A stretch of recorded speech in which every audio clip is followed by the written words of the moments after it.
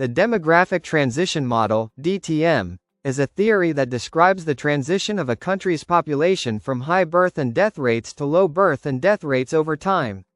It is divided into four main stages, and sometimes a fifth stage is added in modern interpretations. The model was initially based on the demographic trends of Western Europe during the 18th and 19th centuries. While useful in explaining population changes in some countries, the DTM has faced several critiques, especially regarding its applicability to developing countries like Zimbabwe and others in Africa and Asia. 10 critiques of the demographic transition model, DTM.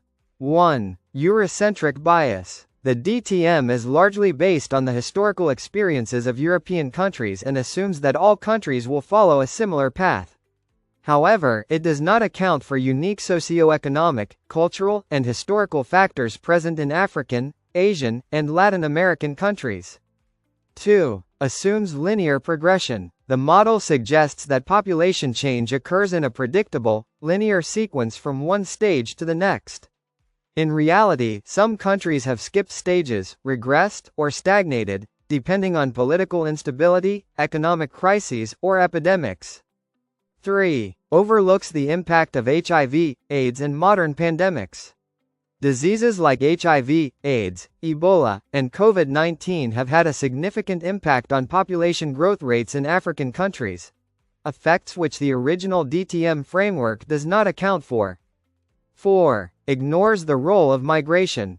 The model mainly focuses on birth and death rates and neglects migration trends, which can drastically affect a country's population structure and growth patterns, especially in regions with high emigration or refugee crises.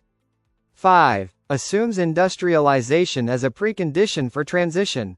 The DTM links demographic changes closely with industrial and economic development. However, some developing countries have seen changes in birth and death rates due to government policies, globalization, and foreign aid, not necessarily through industrialization. 6. Lacks consideration of cultural and religious influences.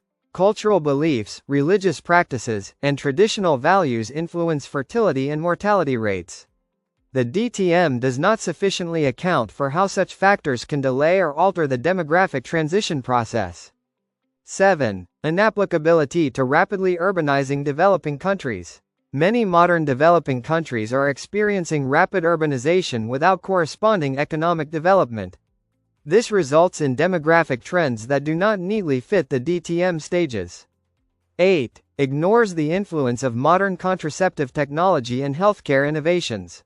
The original DTM was based on gradual changes over time.